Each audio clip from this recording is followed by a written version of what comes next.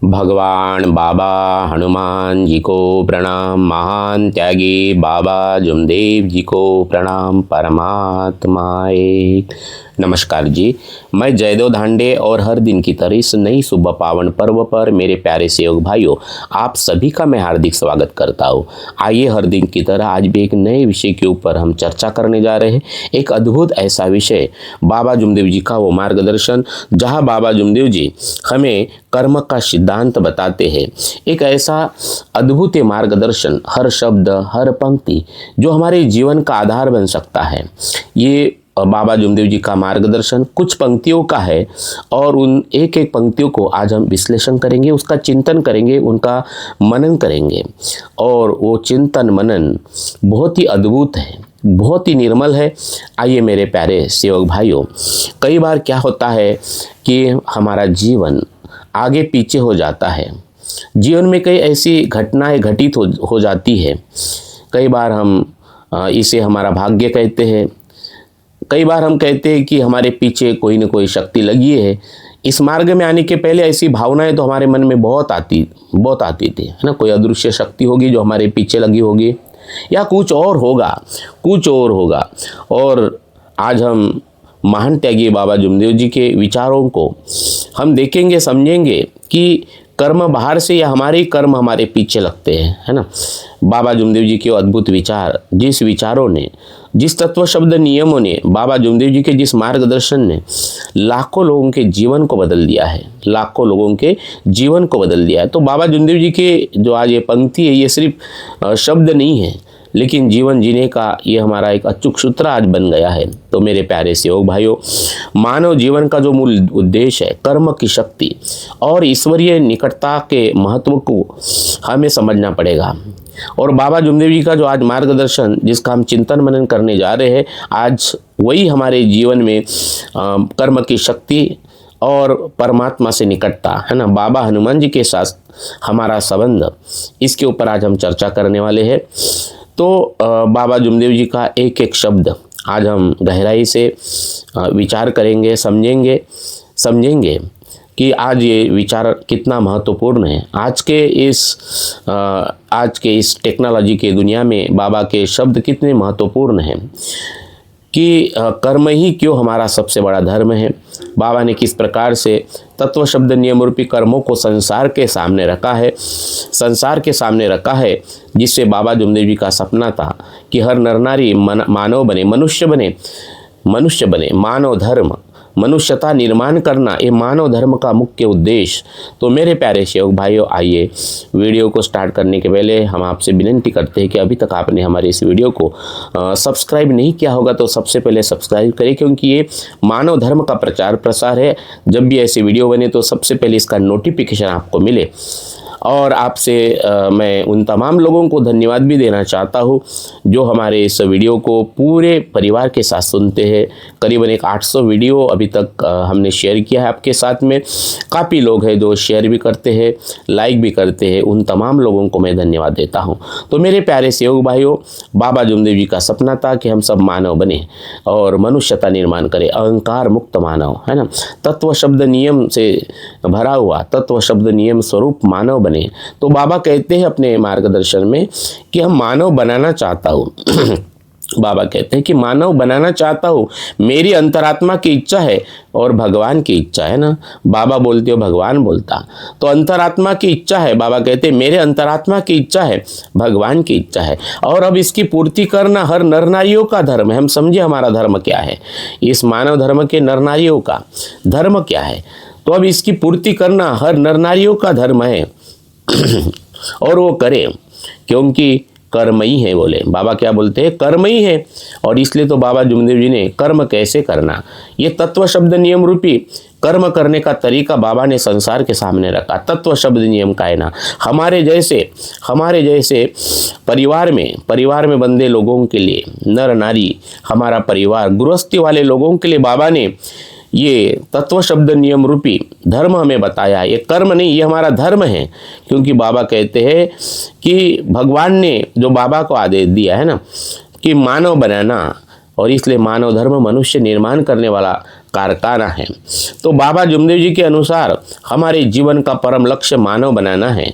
मानव बनाना है इसका अर्थ केवल जन्म लेना नहीं है, और बल्कि सच्चा नैतिक और चरित्रवान मानव बनना है। हमारा मुख्य उद्देश्य हमें समझ में आना चाहिए।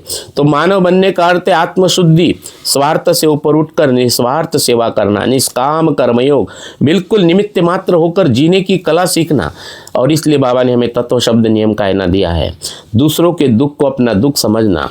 जिस प्रकार से बाबा ने हमारे जैसे दीन दुखी कष्टी गरीब लोगों को गले लगाया, हमारा दुख बाबा ने खुद का दुख समझा और 40 साल हमारे दीन दुखी कष्टी गरीब सेवकों की सेवा किया, बिल्कुल निस्वार्थ भाव से। बाबा जुमदेव जी इसे अपने अंतरात्मा की इच्छा कहते हैं और भगवान की इच्छा बताते हैं। ये भगवान की इच्छा है और आज हम इस मार्ग के सेवक बने तो यही बाबा की हमारे प्रति इच्छा है और भगवान की भी हमारे प्रति ये इच्छा है। हमारी आत्मा और परमात्मा की इच्छा एक हो जाती है तभी हम सही रास्ते पर होते हैं, आत्मा और परमात्मा। तो इस इच्छा की पूर्ति का एकमात्र साधन क्या है? हमारे कर्म। हमारे कर्म, बाबा कहते हैं ये कर्म हमें करना है, ये हमें कर्म करना है, नर नारी को निस्वार्थ भाव से जगाना है और करे, क्योंकि ये कर्म, ये बाबा ने जो बताया मनुष्य निर्माण करने का कर्म, ये कर्म ही है। ये कर्म ही है जो हमें, ये कर्म ही है हमें जो भगवान से संबंधित बनाएगा। तो ये दोहराव कर्म की अटल अनिवार्यता को दर्शाता है, कर्म, है ना। बाबा आगे हमें बताते हैं कि हमें इतना ही कहा है, हमें इतना ही कहा है कि ये कर्म हमारे पीछे किस प्रकार से लगते हैं। तो बाबा जुमदेव एक दृष्टांत देते हैं कि एक परिवार में एक भाई है, वो परेशान है, उसकी बच्ची पागल है, एक बच्ची पागल है, एक बच्ची मर गई, दूसरी पागल, तीसरी का दिमाग खराब। यानी ऐसी जब समस्या आई पूरे परिवार के ऊपर, क्यों आई, कौन उसके पीछे पड़ा? बाबा कहते हैं कि उनके कर्म उनके पीछे पड़े और कोई पीछे नहीं पड़ा। तो बाबा जुमदेव जी एक वास्तविक दृष्टांत देते हैं जो हमारे कर्म का मर्म बताते हैं, है ना। कर्म का मर्म बताते हैं कि जीवन में आने वाली गंभीर समस्या है, चाहे दुख हो, रोग हो, दुर्भाग्य हो, परेशानियां हो, इसका किसी बाहरी शक्ति का परिणाम नहीं है, बाहरी शैतान का परिणाम नहीं है, ये हमारे कर्मों का पीछा है। समस्या का कारण कोई दैवी प्रकोप नहीं है, बल्कि अपने ही किए हुए कर्म है जो हमारे पीछे लगे हैं। तो कर्म फल का सिद्धांत कितना अचूक और निर्दयी है। जैसे एक तीर कमान से जब छूटने के बाद वो वापस नहीं आती, वैसे ही किया गया कर्म अपने परिणाम के साथ ही वापस आता है, अपने परिणाम के साथ ही वापस आता है। ये किसी को दोष देने के बजाय आत्म परीक्षण करने का आह्वान है। बाबा जुमदेव जी जो कारण बता रहे हैं, है ना, हमारे कर्म दोष का कारण हमारे ही कर्म है। और जब ऐसी समस्या आती है तो हमें आत्म निरीक्षण करना है ना। और ये आह्वान है बाबा जुमदेव जी का। ये जी जीवन में दुख आए तो कारण बाहर नहीं, हमारे अंदर है। बाबा आगे कहते हैं कि बाबा इन्हें जानते हैं। बाबा जानते हैं कि हर मानव के कर्म हर मानव के पीछे पड़ते हैं। बोले कोई शैतान भूत नहीं, दैवी शक्ति एक है। बड़ी सुंदर बात कहते हैं बाबा जुमदेव जी। दैवी शक्ति एक है, भगवान एक है, अनंत रूपी है। इतना ही विचार रखें। क्या विचार रखना हमें? कि भगवान सर्वे सर्वा है, परमात्मा एक है और अनंत रूपी है, अनंत रूपी है। बस इतना ही विचार हमें रखना है। और भगवान, मेरा भगवान मेरे पास है। तो बाबा जुमदेव जी एक बहुत बड़ी भ्रांति को दूर करते हैं। वो स्पष्ट घोषणा करते हैं कि जीवन में दुख देने वाला कोई शैतान, भूत और बुरी आत्मा नहीं है, बुरी आत्मा नहीं है। तो यहाँ बाबा जुमदेव जी अंधविश्वास का खंडन करते हैं। वे रूढ़िवादी अंधविश्वासों को खारिज करते हैं जो हर समस्या के लिए बाहरी नकारात्मक शक्तियों को कई बार हम जिम्मेदार बनाते हैं। तो बाबा जुमदेव जी का वैज्ञानिक दृष्टिकोण, यह एक आध्यात्मिक लेकिन वैज्ञानिक दृष्टिकोण है। क्रिया ही प्रतिक्रिया है, क्रिया की प्रतिक्रिया, हमने जो कर्म किए वही हमारे पीछे पड़ते हैं। तो हमारे कर्म ही हमारे भूत होते हैं, हमारे कर्म ही हमारे पीछे लगते हैं, हमारे कर्म ही हमारा भविष्य बनाते हैं। तो दैवी शक्ति का स्वरूप बाबा जुमदेव जी बताते हैं कि भगवान एक है, दैवी शक्ति एक है, लेकिन वो अनंत रूपी है। अनंत रूपी इसका मतलब परमात्मा, यानी वो परम शक्ति एक है, लेकिन वो हर कण में, हर रूप में व्याप्त है। यह शक्ति न्यायपूर्ण है, कर्मफल के नियम को संचालित करती है। वह अपार दैवी शक्ति, और उसी शक्ति को बाबा ने पूरे ब्रह्मांड में एक आंख में देखा। एक आंख में पूरा ब्रह्मांड देखा, पूरे ब्रह्मांड में एक आंख देखा। तो इसलिए बाबा जुमदेव जी आगे कहते हैं कि भगवान पास में है। अगर हम ऐसा सोचते हैं कि भगवान पास में है तो विचार अच्छे रहेंगे। भगवान यदि दूर है तो बेईमानी खड़ी होगी। बेईमानी कब खड़ी होगी? जब हम भगवान को दूर करेंगे तो बेईमानी खड़ी होगी। बाबा जुमदेव जी का ये मार्गदर्शन बहुत ही सरल है, बहुत ही महत्वपूर्ण है। ये बहुत ही गहरी बात बाबा जुमदेव जी कहते हैं कि भगवान का पास या दूर होना भौतिक दूरी नहीं बल्कि मन की अवस्था है। इसलिए भगवान पास है तो मन निर्मल है, भगवान पास है तो मन निर्मल है, चित्त शुद्ध है और बुद्धि उत्तम है। और इसलिए हमें हमारे मन चित्त बुद्धि को उस अपार दैवी शक्ति के अंदर में डुबाना है। निर्मल मन जन सो मोहे पावा, छल चित्र कपट मोहे सपने न भावा। आइए मेरे प्यारे सेवक भाइयों, भगवान जो बाबा ने बताया है हमारे पास में, बिल्कुल नज़दीक है, वही है। बस हमें जागरूक रहना है। इतना नज़दीक तो और कोई नहीं है। और इसका मतलब है कि हमारा मन अगर पवित्र है, हम सत्य के मार्ग पर चलते हैं, मानव धर्म के तत्व शब्द नियम के ऊपर हम चलते हैं, तब हमारे विचार स्वतः ही अच्छे, सकारात्मक और कल्याणकारी होते हैं।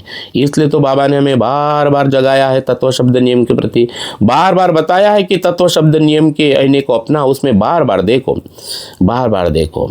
तो भगवान जब दूर है, इसका मतलब हमारे मन में लोभ है, मोह है, द्वेष है, मोह माया अहंकार है। इस अवस्था में सत्य से दूरी हो जाती है, बेईमानी खड़ी होती है, अर्थात अनैतिकता और बुरे कर्मों की शुरुआत होती है। जब भगवान हमसे दूर हो जाता है तो भगवान का दूर होना और भगवान का नज़दीक होना है ना, इसका परिणाम, इसका रास्ता बाबा जुमदेव जी हमें यहाँ पे बताते हैं। आइए मेरे प्यारे सेवक भाइयों, बाबा आगे कहते हैं कि इतना ही मेरा मार्ग है, बोले ना, और इतना ही ज्ञान है, लेकिन इतना बड़ा है कि संसार में कोई शक्ति हाथ नहीं पकड़ सकती। इतना ही ज्ञान है, इतना ज्ञान है, इतना ही ज्ञान है कि हर मानव में भगवान है। बस बाबा का ज्ञान कितना है कि हर मानव में भगवान है। तो मानते हैं कि बाबा जुमदेव जी ने हमें जो मार्ग बताया है, ज्ञान की जो शक्ति बाबा ने जो बताई, इस मार्ग के ज्ञान की शक्ति, ज्ञान पररस मररस योगी, है ना। ये ज्ञान जिसको स्पर्श होता है, मानव धर्म का ज्ञान, वो परीस के समान बन जाता है। जैसे परीस को लोहे का स्पर्श होता है तो लोहा सोना बन जाता है, उसी प्रकार इस मार्ग का ज्ञान है जो हमें परीस के समान बनाता है, परीस के समान बनाता है। तो संसार में कोई शक्ति इस मार्ग के ज्ञान को पकड़ नहीं सकती, है ना, कोई नहीं पकड़ सकती। तभी तो बाबा कहते हैं जैसे प्रीत हराम से हो वैसे प्रीत भगवान से हो। हमने लास्ट वीडियो में देखा है ना, जैसे प्रीत हराम से हो वैसे प्रीत भगवान से हो। चला जाए वैकुंठ में पल्ला न पकड़े कोई, है ना, कोई हाथ में नहीं पकड़ सकता। तो इस ज्ञान के मार्ग पर चलने वाला व्यक्ति किसी भी लालच, दबाव या बुरी ताकत के सामने नहीं झुकता। ये ज्ञान सबसे बड़ी ढाल है। इस मार्ग का ज्ञान हमारे जीवन के लिए सबसे बड़ी ढाल है, जो व्यक्ति को, ऐसा ज्ञान जो व्यक्ति को मानसिक, आत्मिक और भौतिक रूप से सुरक्षित करता है। ऐसा ये तत्व शब्द नियम का ज्ञान है। बस हमें अवेयर होना है, हमें जागरूक रहना है तत्व शब्द नियम के प्रति। तो महान त्यागी बाबा जुमदेव जी का परम ज्ञान एक ही है। कौन सा ज्ञान है? हर मानव में भगवान है। ये विचार सिर्फ दर्शन नहीं बल्कि व्यवहारिक आचरण का आधार है। यदि हम हर मानव में भगवान को देखते हैं तो हम उसमें बुरा व्यवहार कर ही नहीं सकते, क्योंकि हर मानव में हम अपना स्वरूप देखते हैं। बाबा जुमदेव जी आगे कहते हैं, यदि ये विचार है तो अच्छे विचार भी हैं, है ना।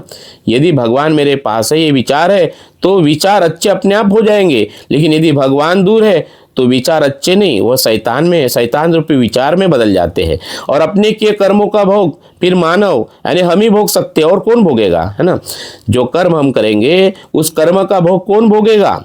हम ही भोगेंगे, है ना, जिसका वही भोगेगा। बोले यदि इस मार्ग के लोग यदि बुरे कर्म करते हैं, बुरे विचार मन में लाएंगे तो उसे भोगना ही पड़ेगा। बोले कोई छूट नहीं पाएगा, कोई छूट नहीं पाएगा। तो बाबा जुमदेव जी सत्य और असत्य विचारों के परिणाम की चेतावनी हमें दे रहे हैं। यहाँ पे हमें समझना बहुत जरूरी है।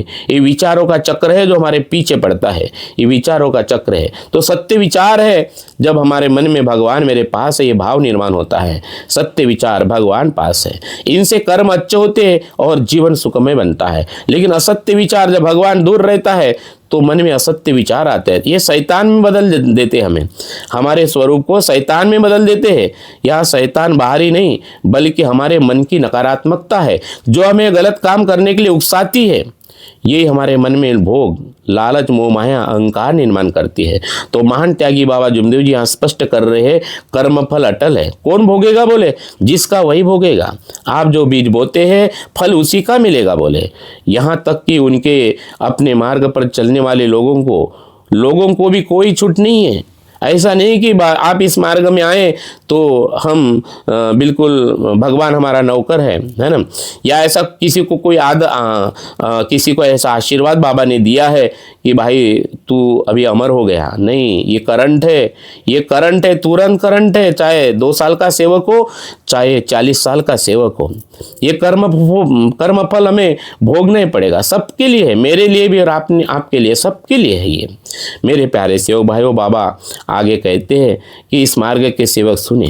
इसलिए हमें बाबा जुमदेव जी कहते हैं कि बुरे विचार और बुरे कर्म बदल दे। बोले बुरे कर्म और बुरे विचार बदल दे। जिन्होंने इस मार्ग के विरुद्ध कुछ किया हो तो उन्होंने आकर क्षमा मांगे। बाबा उस समय मार्गदर्शन कर रहे और बाबा आज भी हमारे साथ में इस शुभ पावन पर्व पर मैं और हम सब लोग मिलके बाबा जुमदेव जी हमें कह रहे हैं कि जिन्होंने इस मार्ग के विरुद्ध कुछ किया हो तो उन्होंने आकर क्षमा मांगे, नहीं तो भोगना पड़ेगा। किसी को नहीं छोड़ेगा भगवान, और पहले भी नहीं छोड़ा। युग बदल गया लेकिन किसी को नहीं छोड़ा। हर युग में भोगते ही रहा। क्यों? हर युग में भोगते रहा। बोले ऐसा भगवान है, वो किसी को नहीं छोड़ेगा, तो इस भाग में बाबा जुमदेव जी हमें समाधान भी दे रहे हैं और चेतावनी, ऐसे दोनों मार्ग से हमें बता रहे हैं। एक तरफ समाधान भी कर रहे हैं और चेतावनी भी दे रहे, रास्ता भी बता रहे कि सेवक आए और माफी मांगे। तो मेरे प्यारे सेवक भाइयों, मनी मन स्मरण करें, बाबा को माफी मांगे। मैं और आप, हमें माफी मांगना पड़ेगा। और इसलिए तो हम सुबह की विनंती में बोलते हैं कि हे बाबा हनुमान जी, हे बाबा जुमदेव जी, कर्म करते समय मैंने गलतियां किया हो, हमें क्षमा करें, अन्यथा हम भोगते रहेंगे। युग बदल जाएगा लेकिन भोगते रहेंगे। तो पहली चीज है बुरे विचार और कर्मों को बदलना। बुरे विचार और बुरे कर्मों को बदलना, ये पहली चीज, इसका हमें संकल्प करना है। और दूसरा है क्षमा याचना। जो भी कार्य हमने इस मार्ग के विरुद्ध अभी तक किया है ना, जो बीत गया सो बीत गया, तकदीर का शिकवा कौन करे। जो तीर कमान से निकल गया उस तीर का पीछा कौन करे। उसके लिए हमें क्षमा मांगना है। क्षमा मांगने का आह्वान बाबा जुमदेव जी ने समाधान हमें दिया है। तो ये क्षमा याचना केवल औपचारिकता नहीं बल्कि हृदय से हमें पश्चाताप करना है, क्योंकि यही शुद्धि की प्रक्रिया है, यही आत्मशुद्धि का रास्ता है। भगवान का न्याय, बाबा जुमदेव जी कहते हैं भगवान किसी को नहीं छोड़ेगा। बोले ये कठोर सत्य है। उन्होंने इतिहास का हवाला देते हुए कहा है कि युग बदल गया, बोले लेकिन छोड़ा नहीं। ये कर्म फल का नियम हर युग और हर काल में समान रूप में लागू होता है। यह अभी तक लागू होते आ रहा है। भगवान का न्याय किसी व्यक्ति, पद या काल को देखकर नहीं होता। चाहे हम कितने भी धनी हैं, कितने भी बड़े पद पे, कितने भी बड़े मार्गदर्शक है ना, कितने भी बड़े दाढ़ी जटा बढ़ाने वाले त्यागी है, कर्म का फल किसी ने नहीं छोड़ा है। कर्म ने किसी को नहीं छोड़ा है। और इसलिए तो यादवराव महाराज 6 महीने कुआं में पड़े रहे, यादवराव महाराज, है ना, और उसी को मुक्ति पाने के लिए बाबा के पास आना पड़ा।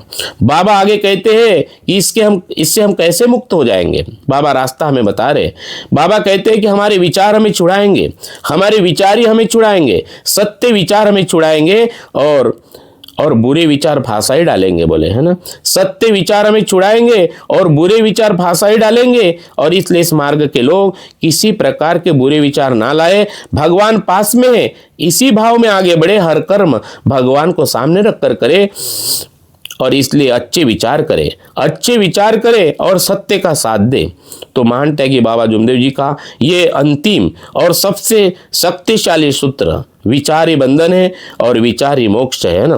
विचारी बंधन है और विचारी मोक्ष है। हमें समझना पड़ेगा, बार बार देखना पड़ेगा, बिल्कुल साक्षी भाव से निमित्त मात्र होकर, ताकि हमारे विचार शुद्ध रहे। क्योंकि विचारी बंधन ये मन ही हमें फंसाता है, ये मन ही है जो हमें मुक्त करता है। और मन कुछ नहीं है, ये मन विचारों का संग्रह, ये मन तो मन का शुद्ध होना, मन का निर्मल होना, शुद्ध विचार होना बहुत ज़रूरी है, क्योंकि ये विचार ही बंधन है, ये विचार ही मोक्ष, विचार ही मुक्ति है। सत्य विचार ही हमें कर्म बंधन से छुड़ाएंगे और बुरे विचार हमें फांसा में डालेंगे, बंधन में डाल देंगे।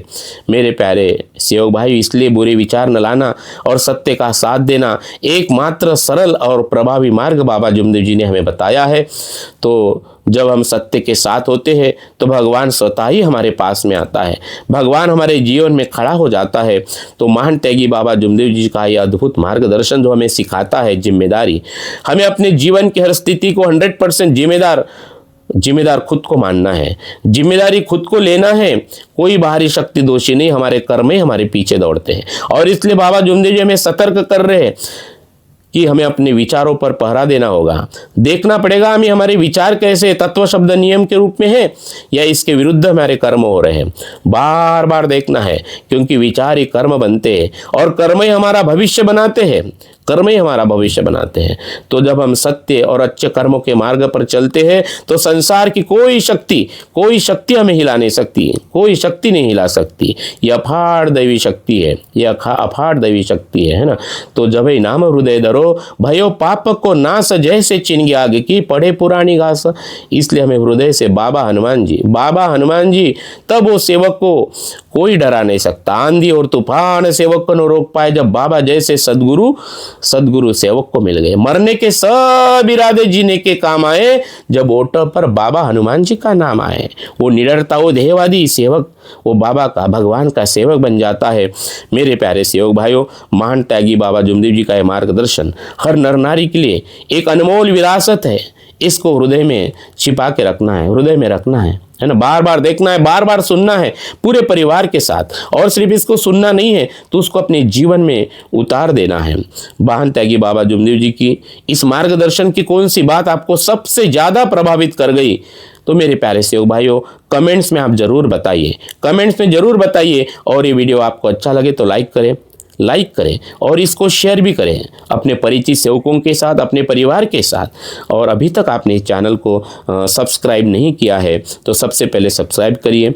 ये अद्भुत ऐसे बाबा जुमदेव जी के विचार आप तक पहुंचते रहे और आप इसलिए इस हमारे चैनल से जुड़े रहे। तो मेरे प्यारे सेवक भाइयों, आपको बहुत बहुत धन्यवाद आपके इस कीमती समय के लिए। यहीं पर मैं अपने वाणी को विराम देता हूं। धन्यवाद, नमस्कार जी। भगवान बाबा हनुमान जी की जय, महान त्यागी बाबा जुमदेव जी की जय। परमात्मा एक, सत्य मर्यादा प्रेम कायम करने वाले, अनेक वाइट व्यसन बंद करने वाले मानव धर्म की जय। नमस्कार जी, नमस्कार जी, नमस्कार।